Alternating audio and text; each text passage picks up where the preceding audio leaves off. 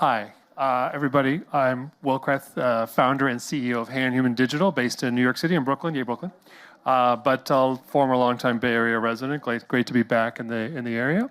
And let's talk a little bit about our subject today on automating identity provenance. There will be an exclusive, no quiz after today's talk, but there will be an exclusive announcement during the presentation, so stay tuned because you're going to hear some new news inside this, and I'll make a note of it when we get to that slide. My background is in the world of metadata. I'm a metadata guy going back to Showtime Networks for 3 years in New York City, running metadata management from deal memo to glass, from green light to production to distribution to play out on multiple devices on homes and screens around the world. And then became the executive director of the Entertainment ID Registry. Everyone heard of EIDR, E-I-D-R? Anybody? Hands? No? Entertainment ID Registry is the world's largest non-proprietary database of content identifiers, audiovisual works. Every piece of content, you should know this because it's true, on Disney Plus has a EIDR identifier, an interoperable, machine-readable, unique ID that is an ISO standard level identifier. And so while I was there at the Entertainment ID Registry as the executive director in between 17 and 19, pre-pandemic times, remember those? I was approached by the talent agency CAA. CAA said, hey, love what you guys do for this barcode of the film and TV industry. Could you do the same thing for actors, writers, directors, producers, above-the-line credits in Hollywood? Allow us to stop using social security numbers in the media supply chain. Allow us to automate the process of getting talent paid between various stakeholders, payment processors and the guilds and the studios and the residuals teams of studios. And we'll talk a little bit about that. But we said, love to do it. We didn't have the capital to do it at that time. So when we talk about identity intelligence for notable talent in real world, that was the inspirational spark that led me on this journey to create not a nonprofit trade association, but a for-profit company, but also that has two elements: ID registration of talent in 3 different types, which we'll talk about in a second. Oh, real quick, we're going to South by Southwest, a little media announcement, a little kick there, a little breaking news. As a contestant, one of 45 finalists in the South by Southwest pitch coming up in March. If anyone's heading down to Austin, just wanted a little plug there. So hand is like a barcode for public figures. What does that mean? We identify 3 objects in media supply chain, and if anyone saw the generative AI article in Variety in December by Audrey Schomer, we were featured in that article about providing more trust and reliability attestation of authenticity about the talent through a reputational talent identifier. And so while I know it's a QR code, not a barcode, we identify public figures in cultural industries. And so let's get into that. 3 different types we're talking about: legal and natural people, based on their reputational identification, their works, their citations. What have you done? How I explain it to my 12-year-old son is it's who you are, what you've done, and who says so, affixed to and tokenized to a unique identifier that's machine readable, free resolution, persistent, and will be resolvable in perpetuity. Then also their consent-based digital replicas. Where it gets spicy is the California state law that Newsom signed just last September that replicas must be with the consent of the human being to fight deepfakes.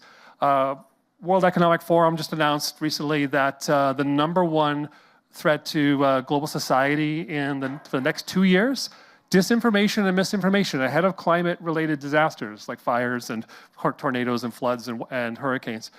And that's breathtaking because you think about it's like a world where how do you, as a community, as a society, provide greater trust, accountability, and resiliency of information to combat against disinformation and misinformation.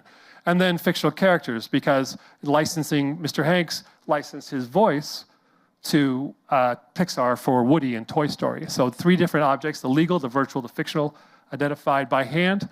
And so while we talk about deepfakes as being a threat, we talked about that stat from World Economic Forum just a second ago, with the 12.3 billion of losses from identity attacks from Deloitte just recently, and then a projection of 40 billion in losses by 2027, growing at a 32% CAGR. We also know that the game industry has given us a beautiful blueprint about representation of digital talent on Xbox and PlayStation franchises for decades around NBA 2K and Madden and the show on MLB. And also ABBA Voyage making 134 million in 23, 23 attendance, over 1 million people in London for ABBA Voyage. That the projection of oneself into the digital realm, as you'll see later today with Read AI, is a money-making thing. It is a valuable thing that needs to be protected, measured, and accounted for. So we fully anticipate Gen AI will accelerate the value of digital replicas worldwide. We also are not just a solution in search of a future problem, but we're a solution for a real problem, and that is the quotes here from a major Hollywood studio, from the Residuals team, talking about the friction around manually dealing with cast lists from production, as well as the cast sheets from different vendors, sending to the guilds, having to rely on social security numbers. Back to my point I made about CAA in 2018 when they asked me to build a talent identifier when I was running ITER, and also around the notion that a canonical or reference ID, a common reference point, is a very valuable thing for the industry to have. And so the money quote at the bottom, if we had a unified talent ID, we could automate the process of paying. So there's this cool story about the future of digital replicas and attestation of authenticity about the person and their connected replica. But there's also this story about just reducing friction of getting people paid more effectively and more efficiently. So we've built two databases, Hand did. Hand Central here on the left side, which is a full-on business intelligence and predictive analytics engine with all the linked data semantic relationships to talent and their works and their relationships to others. And then we've also brought in all the NBA and MLB and NFL players into that, and Premier League and NCAA to follow. We've had some great conversations with athletic directors at universities, Division I schools around the country. Sports technology people get this. They understand the complexity, looking for ways to streamline and automate processes of validating the verifiable credentials of talent of the students, whether they be scouted or be already in the program, and also their name, image, and likeness, their nil rights licensing deals, transfer portals. There's so much going on in the world of the D1 sports right now. The public database, Quadra, it's a free to resolve, free to search and match, no expiration date, ID resolution at scale that is available today. And so we've been working with Sony Pictures, American Film Institute, with folks at Cube Cinema, which has one of the largest databases for actors in Bollywood. That's with MovieBuff, the MovieBuff database. Yeah, we got this. So here we go. And it's a world where providing attribution is valuable, but also working with great strategic partners like the Coalition for Content Provenance and Authenticity. Everyone has heard of C2PA, maybe? Any hands? Any hands for C2PA? We got one hand. Good. All right. Also working with the International Press Telecommunications Council about news authenticity and trust. How do we provide the news industry with attribution in a world where politicians and anchor people have been deepfaked and as threat surfaces injected into news broadcasts, working to provide ways to guard against that with content credentials from C2PA. So this example here, a sports talent example, the game industry has given us a beautiful model of version control around digital replicas. The future Hall of Famer LeBron James has been playing the game a very long time, one of the oldest players in the NBA. That's his actual hand talent ID there below him as a legal and natural person. And he's been scanned multiple times over his career, whether it's in 2012 or 2018 or 2022. That instantiation, that versioning of one's digital replica has been going on a very long time in the game industry. It's not new for them, but for Hollywood, it is. And also for looking at the super agency. Reid Hoffman's book is dropping today around digital replicas and the super distribution of their digital selves. And so, onto that, speaking of Reid Hoffman, this is the announcement we're making, just that we have our staging server now. Not only a unique identifier that's an ISO level resolvable ID for Reid himself as a public figure. He also has 2 production credits in Hollywood as an executive producer of 2 different films. You'll see that, but also his representation as Read AI, his younger self, his de-aged self, was last October brought to the community on LinkedIn around the notion of his digital self then, interviewing his older self and pitching the LinkedIn business plan, which is pretty awesome. And then his representation of 2024 with unique identifiers for both, and what any future version that may come where he chooses to have another replica made by whatever technology. That's part of the technical forensic metadata about that story. So where we sit on the media supply chain, and I need to get out from the podium because I'm tired of looking at it that way. I get a little exercise over my steps in. from script to screen, right? The notion that everything starts with the deal. It's the green light. Everyone in this audience knows that. It's about where the rubber hits the road and where money and contracts and business affairs and legal teams get assigned to a project. So where we are valuable is at that level of the research side of attestation of the talent on the contract side, the call sheets, all the way through rights planning, production, post, localization, globalization. You've got your subs and dubs and versions. You've got that metadata payload there. And then on to disambiguation and deduplication of data with their measurement and the audience analytics and reporting. So back to sports for just a second on the college sports side. It is a massively growing industry around name, image, and likeness licensing. There are multiple court cases that are being resolved this year around what the universities are compensating students for their likenesses. And also they have the full right through the Supreme Court ruling a few years ago to charge whatever the market will bear for an endorsement or for a sneaker, like Paige Buchers from the University of Connecticut, the first college athlete to have their own custom Nike sneaker design. So I told you about baseball and football, talent, most notable individuals being added to the database, the Hand Quarter database and Hand Central. They've joined our NBA players in that data set. We want to talk a little bit about also like kind of the different industries to look at. It breaks out into 4 verticals, although we've been approached by people in the art world saying we'd love to have a reputational identifier. Buyer, seller, artist all have reputations to protect and to promulgate and to have verifiable credentials as part of the transactional model, right? So media, M&E, sports, music, games, spatial, Web3, across the different swim lanes here, you see the usual suspects from production to the guilds and the leagues and federations and the talent agencies, of course, right there in the magic middle swim lane, as CAA was the organization that requested a talent ID in 2018. Payment processors talk to these guys on a regular basis and the platforms across the bottom.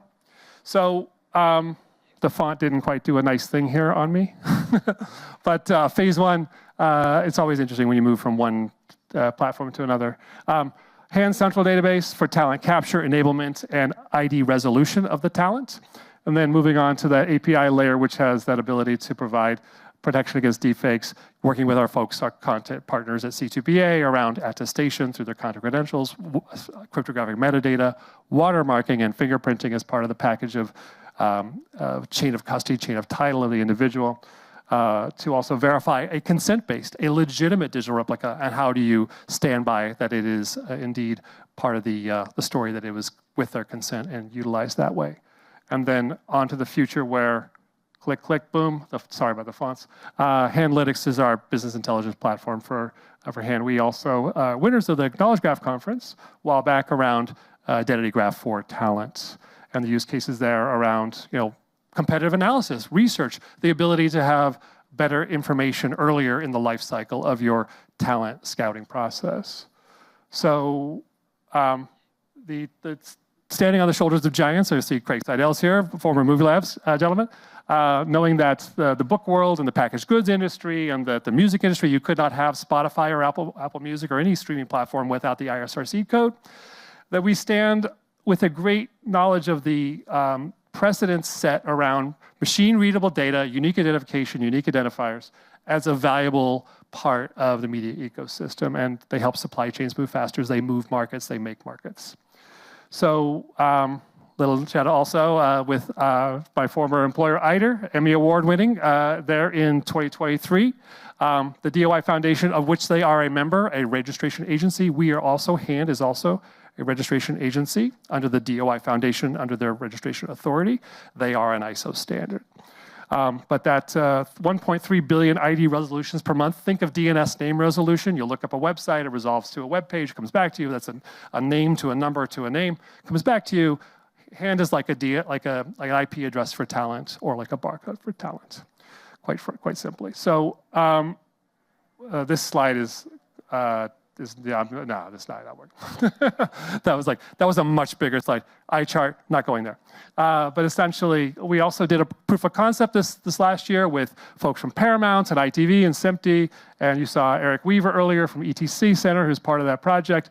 Digital replica, talent ID, provenance verification, new automated workflows, had a SAG-AFTRA actor scanned I see you got 30 seconds. We're going to wrap this up quick, and then on to the design your weapons. So this is about hand. I want to see if we got any time for questions, because I know we're down to the last 20 seconds here. What we do, how we do it, why we're doing it. That's the story about hand, and why we're here about Provenance automation in the media supply chain for real and virtual talent.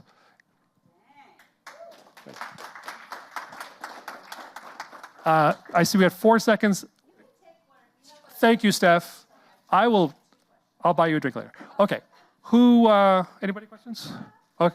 Are you on the blockchain? What's the security thing? Like, how do I know that to trust you? We can work with any as part of the payload of blockchain, we can work with any system hash identifier.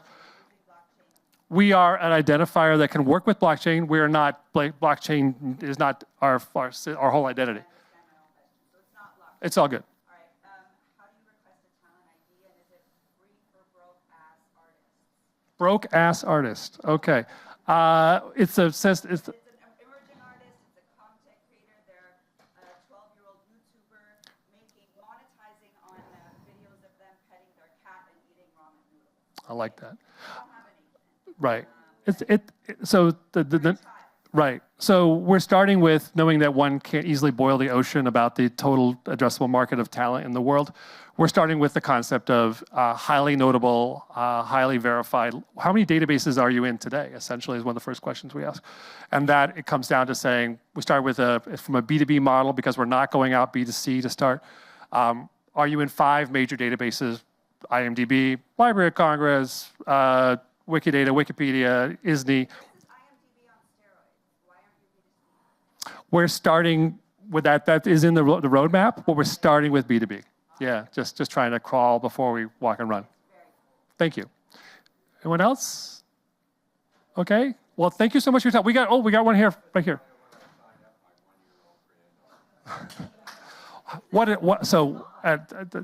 Again, you got to be in some databases just to start with. That's part of the roll-up and the tokenization of your already existing reputational metrics and the vectors of attribution. Oh yeah, that's yeah. Stage 1, IMDb. Stage 2, ISNI. Stage 3, then on and on. LOC, Library, on and on. Cool. All right, thank you so much for your time. We got one more last one there? I was just curious about how, it combats misinformation, or like if somebody created something that wasn't by authority of the actual talent and uploads it to these platforms, social media platforms, is this system able to recognize that? Like, will you integrate? There are some great companies in deepfake detection. I have a lot of conversations with folks, even the biometric community. We are reputational in nature, so we're part of the attestation of the authenticity of the consent-based version of said replica. We're not in the detection of the deepfake. We are, but if you could then say, okay, does it have C2PA contra credentials with a hand talent ID as part of the metadata payload? Awesome. If it doesn't, then it's probably not consent-based or authorized. Great. Thanks. Appreciate it.